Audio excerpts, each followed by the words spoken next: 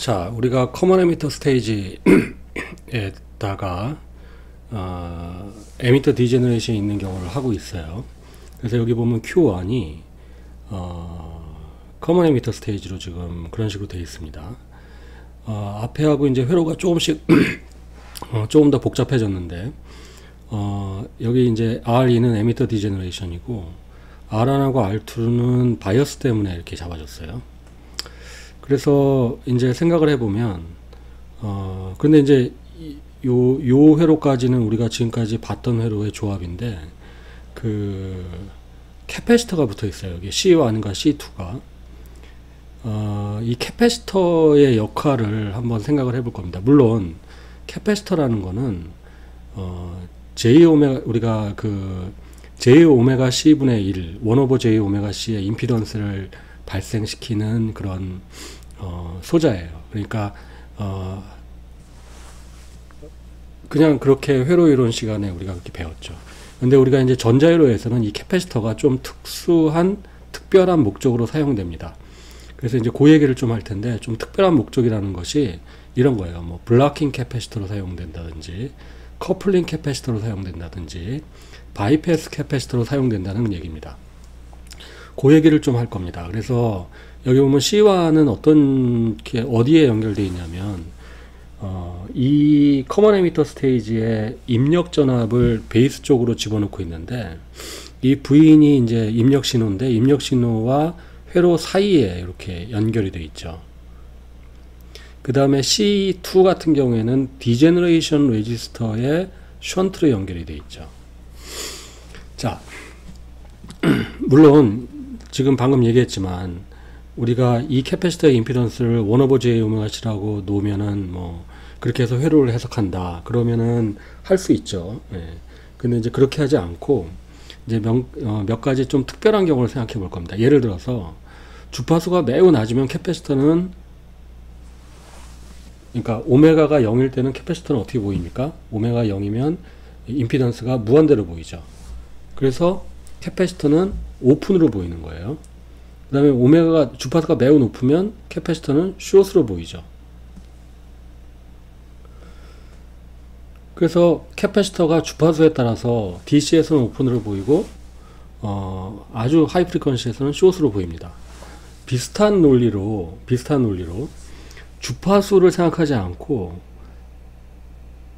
캐패시턴스가 매우 크다면 주파수가 그렇게 높지 않더라도 주파수가 좀 적당히 크면 캐패시턴스가 매우 높다면 그러면 그 임피던스는 숏으로 보일 겁니다.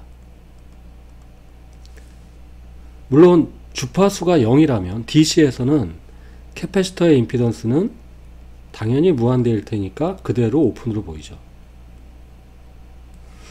그래서 캐패시터가 크면은 주파수가 굳이 무한대가 아니더라도 어느 정도만 크면, 우리가 얘기하는 보통의 스몰 시그널이라는 거는 적당한 주파수를 가지고 왔다 갔다 하는 신호인데, 적당한 스몰 시그널에서는 캐패시터를 숏으로 볼 수가 있고, 그리고 DC에서는 캐패시터를 오픈으로 볼 수가 있습니다. 근데 우리가 이건 좀 캐패시터가 큰 경우에 해당하는 거죠. 그런데 우리가 전자회로에서 캐패시터가 나오면 여러분들 전자회로 1학기, 그 다음에 2학기에 대부분의 중간고사 이전까지 절반의 시간 동안, 그러니까 대부분의 전자회로를 배울 때 캐패시터는 매우 크다는 가정을 하게 됩니다. 그래서 그 얘기는 뭐냐면 그 캐패시터를 우리가 DC에서는 오픈으로 보이고 스몰 시그널에 대해서는 숏으로 보겠다는 얘기예요. 그래서 그런 특성을 우리가 가정을 하고 그런 어떤 특정한 컨디션을 가정을 하고 이 캐패시터를 다시 바라보면 어떻게 되냐면 이 C1이라는 건 말이죠. DC에서는 오픈으로 보여요. 그러니까 끊어진 것처럼 보여요.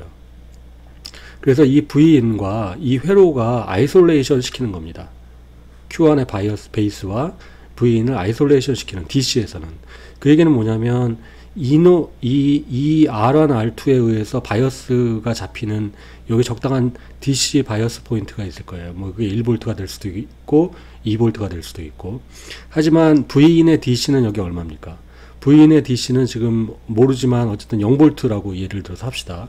그러면 여기가 1V고 여기가 0V면 이 DC와 이 DC를 바로 연결하면 안 되겠죠. 그래서 DC에서는 블락킹을 시켜주는 역할을 합니다. 이 C1이. 그래서 이게 DC 블락킹 캐패시터라고 불려요. 또는 똑같은 얘기지만 AC에서는 이 캐패시터가 매우 크기 때문에 숏으로 볼 수가 있어요. 그러면은 V인의 신호가 스몰 시그널에서는 그대로 Q1의 베이스로 연결되는 그런 형태가 되는 거죠. 그래서 그런 의미에서 이거는 AC 시그널에 대해서는 커플링 시켜준다. 그래서 AC 커플링 캡이라고 불립니다. 그러니까 이거는 역할이 두 가지 역할이 있어요. DC 블락킹, AC 커플링 캡이 되는 거죠. 이렇게 시그널 패스에 시리즈로 연결되어 있는 것들은 대개 전자회로에서 DC 블락킹 캡이나 AC 커플링 캡의 역할을 수행하게 됩니다.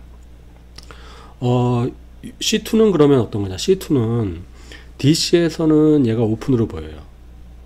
C2는 오픈으로 보여죠. 그러니까 얘가 그냥 없는 거나 마찬가지입니다. DC 어널리시스 할 때는. 그때는 이 디제너레이션 레지스터가 Q1의 에미터에 RE가 붙어 있는 것처럼 보여서 이 디제너레이션 레지스터가 바이어스를 결정할 때 얘가 역할을 하게 되죠. 하지만 스몰 시그널에서는 AC에서는 C2가 숏으로 보여요. 여기가.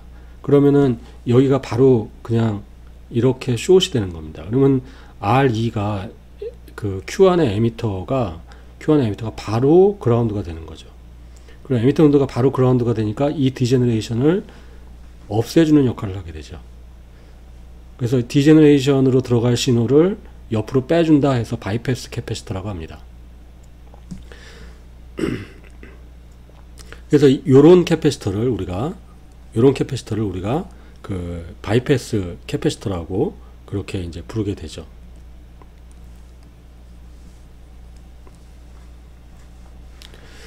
그래서 이렇게 그 전자회로에서 우리가 배울 전자회로에서 캐패시터가 사용이 되는데, 캐패시터는 대개 1/J⍵C로 임피던스를 포함해서 계산하는 게 아니라 대개 DC 블락킹 캐패시터 또는 AC 커플링 캐패시터 또는 바이패스 캐패시터의 역할을 하게 됩니다. 그래서 쉽게 얘기해서 오픈 아니면 숏으로 보는 거예요. 대개 DC에서는 오픈으로 보고 AC에서는 숏으로 보는 그런 역할을 하게 됩니다. 자, 여기 그 커먼 에미터 위드 RE, 그러니까 에미터 디제너레이션이 있는 커먼 에미터 스테이지의 회로를 하나 다시 그렸어요. 여기 보시면 커먼 에미터 스테이지인데 여기 디제너레이션 RE가 있고 옆에 캐패시터 CE가 있고 여기 I not이라고 컨스탄트 커런 소스가 있죠. 그리고 여기는 이제 위에가 VCC가 되어 있고 여기는 마이너스 V가 돼 있어요. 이렇게 되어 있는 건 이제 서플라이 볼티지라는 의미로 여기가 뭐 예를 들어서 플러스 5V가 될 수 있고 여기는 마이너스 5V가 될 수 있고 그렇죠. 그 입력은 VS가 들어가고 있습니다. 여기 이렇게 써 있지만 여기는 이제 요거는 그 AC 시그널에 해당하는 스몰 시그널에, 그리고 여기 RS가 붙어 있어요. 그러니까 베이스 쪽에 그 저항이 붙어 있습니다. 이 RS는 이 소스의 소스 레지스턴스일 수도 있고 아니면 기타 별개의 레지스턴스일 수도 있고요. 그 다음에 여기 이제 아웃풋은 콜렉터에서 뽑고 있어요. 그러니까 전체적으로 구조가 보면 커먼 에미터에 디제너레이션이 있는 구조이고, 요 CE는 역할이 뭡니까? CE는 얘가 바이패스 캐패시터예요. 그러니까 DC에서는 얘가 안 보이니까 DC에서는 여기서부터 여기까지 이 트랜지스터의 바이어스 커런트는 이놈이 결정해요. I노시라는 컨스탄트 커런트 소스가 이 트랜지스터의 바이어스 커런트, 콜렉터 커런트를 결정하죠. 엄밀하게 말하면 얘는 에미터 커런트를 결정하죠. 에미터 커런트를. 그래서 이 BJT는 뭐 계산할 것도 없이 이놈의 에미터 커런트는 I노스로 결정되는 겁니다. 근데 스몰 시그널에서 보자면 DC 커런트 소스는 오픈으로 보이죠. 그러면 스몰 시그널에서는 여기가 그라운드가 안 됩니다. 얘만 달려 있으면. 그래서 여기 바이패스 캐패시터를 달아가지고 스몰 시그널에서는 여기가 이렇게 바이패스를 해서 이 부분이 바로 그라운드가 되도록 그렇게 만들어주는 겁니다. 그리고 입력이 일로 들어가고 베이스로 들어가고 출력이 콜렉터로 나오는 거죠. 요 회로를, 요것도 이제 커먼 에미터 위드 RE 회로인데, 요 회로를 우리가 스몰 시그널 어널리시스를 해보겠습니다. 그러려면은 스몰 시그널 이퀴벌런스 서킷을 그려야 되는데, 이거의 스몰 시그널 이퀴벌런스 서킷을 그려볼게요. 그래서 여기 그림대로 요 가운데 부분, 요 트랜지스터의 스몰 시그널 이퀴벌런트 서킷을 먼저 그리고 알파이, GMV파이. 그 다음에 이제 에미터 쪽은 에미터가 RE를 거쳐서 AC 그라운드, 바이패스가 되기 때문에 RE가 바로 그라운드로 붙습니다. 베이스 쪽에는 RS를 통해서 VS가 연결되어 있죠. RS를 통해서 VS가 연결되어 있고, 콜렉터 쪽은 RC를 통해서 AC 그라운드로 연결되어 있습니다. 그래서 콜렉터 쪽은 RC를 통해서 AC 그라운드로 연결되어 있고, 콜렉터 노드의 전압이 Vout이 되고요. 그래서 요게 요 주어진 회로의 스몰 시그널 이퀴벌런트 서킷입니다. 물론 여기서 우리가 R롯은 무시하고 하도록 하겠습니다. R롯을 포함시키는 것은 좀 복잡해지는데 그건 좀 다음 단계로 하고, 일단 R롯을 무시하고 요 회로를 보도록 하겠습니다. 그럼 그 회로를 다시 여기다 그렸고요. 이 회로, 지금 이 주어진 회로, 커먼 에미터 위드 에미터 디제너레이션, 이 회로의 게인을 한번 구해보죠. 그러면 앞에서 우리가 앞 단계에서 그 초반에 구했던 거랑 좀 달라진 게, 요 RS가 포함된 게 좀 달라졌어요. 요거 없을 때는 앞에서 한번 구했거든요. 근데 RS가 포함됨으로써 좀 달라집니다. 근데 어쨌든 구하는 방법은 똑같아요. 여기서 KVL 쓰고, 그 다음에 Vout은 GMV파이에다가 RC 곱한 거에 마이너스 붙인 거. 그렇게 해가지고 이제 두 개 연립 방식 풀면 되죠. 그래서 그 식을 먼저 한번 써볼게요. 뭐 쓰기 전에 여기서 KVL 쓸 때 다시 한번 리마인드 하면, 요렇게 KVL 써야 되는데, 여기 전압은 여기 전압 더하기 여기 전압 더하기 여기 전압인데, 그러면 여기 전압을 알려면 여기 전류를 알아야 되고, 여기 전압을 알려면 여기 전류를 알아야 되는데, 여기 전류는 우리가 요 알파에 흐르는 전류가 그 V파이 나누기 알파이로 표시할 수 있기 때문에 요 전류가 그대로 흐른다고 생각하면 되죠. 그래서 요 패스에 흐르는 전류는 V파이 나누기 알파이로 표시할 겁니다. 그 다음에 R에 흐르는 전류는 요 전류와 그 다음에 GMV파이 같이 흐르는 거죠. 그러면 거기다가 RE를 곱하면 여기 전압이 되는 거죠. 그렇게 이제 쓸 겁니다. 그래서 첫 번째 식이 요 룹에서의 KVL을 쓴 거예요. 그래서 이제 이렇게 써서 첫 번째가 여기 전압, 두 번째가 V파이, 세 번째가 RE에 걸리는 전압이고, 그래서 알파이분의 V파이를 묶어서 끄집어내면 이렇게 되죠.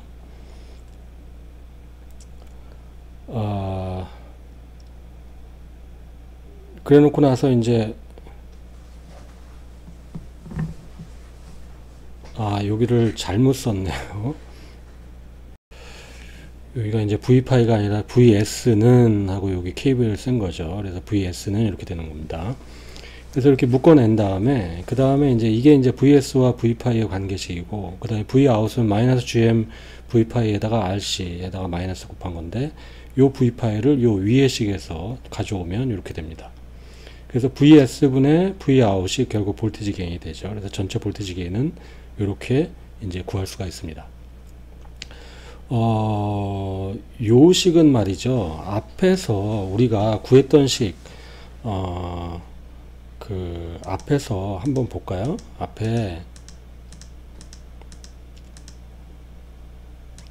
요 식을 구했었어요. 요 식. 그러니까 요 식과 사실 같은 식입니다. 요거 드리베이션 할 때는 여기 RS가 없었는데 지금 이제 RS가 포함된 거예요. 그래서 요 식이 RS가 없다고 봤을 때는 같은 식이에요. 요 식과 요 식, 또는 요 식과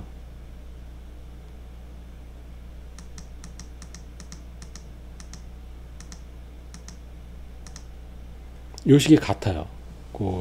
GM, 어떤 관계로 알 수 있냐면, 요게 GM 곱하기 알파이가, 그러니까 베타가 GM 알파이라는 관계식으로 해서 정리하면 같은 식이 돼요. RS가 이제 추가가 된 거죠. 그런 차이가 있는 걸 우리가 알 수가 있어요.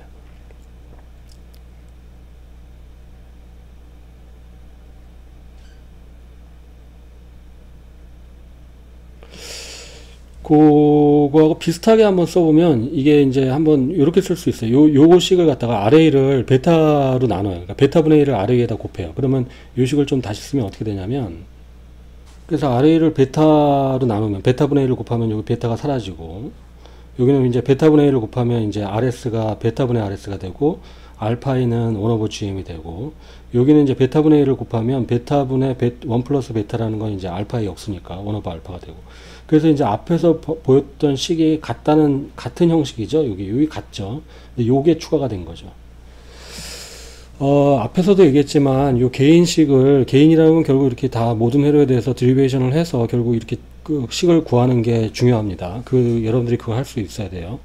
근데 이제 BJT 회로를 하다 보면 이게 이제 어떤 포뮬레이션이 생겨요. 어떤 그 방식을 우리가 나중에 이제 다 정리를 할 텐데, 알게 되면 이 이걸 다 유도를 안 해도 이걸 우리가 바로 쓸 수 있게 됩니다. 바로 쓸 수 있어요. 그래서 이런 모양을 자꾸 이렇게 예쁘게 만들어내는 이유가 그런 데 있습니다. 뭐 아직은 어쨌든 그냥 놔두고, 그냥 그거는 이제 뒤에 나오면 다시 얘기하기로 하고, 개인이 요렇게 또는 요런 식으로 표현될 수 있다라고 우리가 알면 되겠습니다. 두 번째는 이제 요 회로에 디제너레이션이 있는 회로에서 그 아웃풋 레지스턴스를 구해볼 거예요. 근데 이제 이때는 요 RS가 있었는데 그거는 이제 없는 걸로 하고, 그 다음에 그런데 이제 앞에서도 했었는데 R롯을 무한대라고 놓고 했었는데 지금은 이제 R롯을 있다고 놓고 한번 해보겠습니다. 요 계산이 이제 해볼 텐데, 일단 요거의 아웃풋 레지스턴스를 구한다는 얘기는 무슨 얘기냐면, 여기다가 그 테스트 볼티지를 가하고,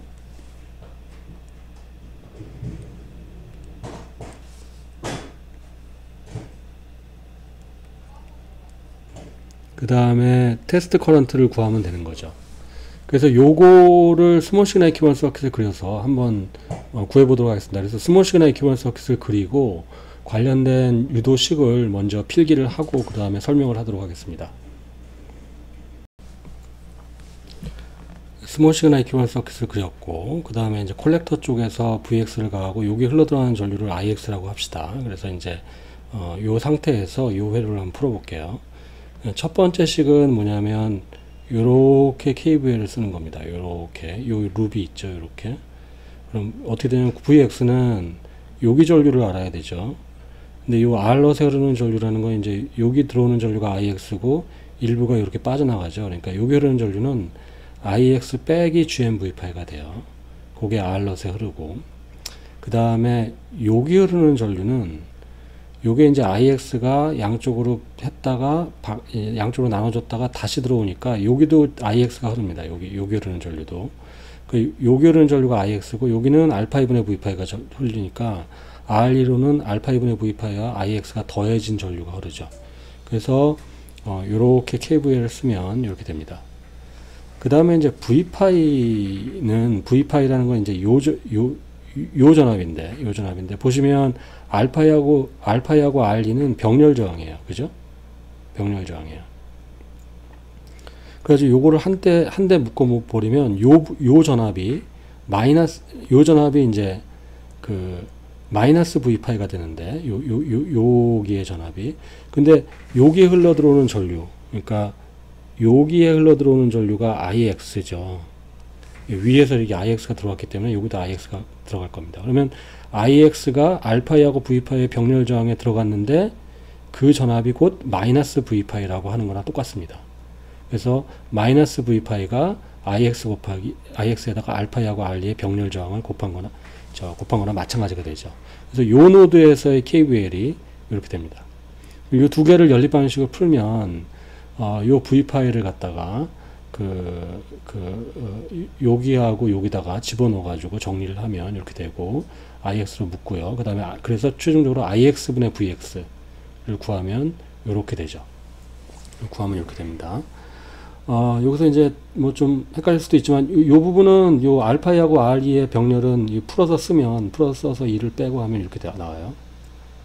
그 다음에 여기도 알파이하고 R2의 병렬인데 이걸 풀어서 쓴 다음에 GM 곱하기 알파이가 베타라는 관계식을 이용하면 이렇게 정리가 되고요. 그렇게 해놓고 나서 이제 다시 이거를 갖다가 또 이렇게 정리를 할 수도 있죠. 이렇게 요 R2하고 다시 곱해서 보면 요걸 보면 이제 R2하고 알파의 병렬 저항이고, 여기는 물론 베타를 밖으로 뽑아내고 알파이를 한 다음에 요 알파이는 결국 또 그 알리하고 알파의 병렬, 그러니까 결국 요거 똑같네요. 요거를 여기 그대로 쓴 겁니다. 그러니까 여기가 괜히 한번 이렇게 해줬네요. 여기 GM 곱하기 알파의 알리의 병렬을 그대로 쓰는 겁니다. 그래서 요게 이제 이렇게 되는 거죠. 그래서 요게 전체 아웃풋 레지스턴스가 되는 거예요. 복잡하죠, 좀 식이. 자, 여기서 그래서 이제 좀 식을 그 직관적으로 보기 위해서 한 가지 어썸션을 할 텐데, 알파이가 알리보다 크다. 알파이는 이제 베이스 쪽에 인풋 레지스턴스고 알리는 디제너레이션 레지스턴스인데, 통상적으로 알파이는 수 킬로옴에 해당하고 RE는 수 100옴 내지는 수십 옴에 해당해요. 그래서 얘가 훨씬 커요. 보통의 경우에. 그래서 여기서 RE 패러렐 알파이에서 큰 거를 무시할 수 있어요. 그러니까 여기가 다 RE로 우리가 어프락시메이션 될 수 있죠.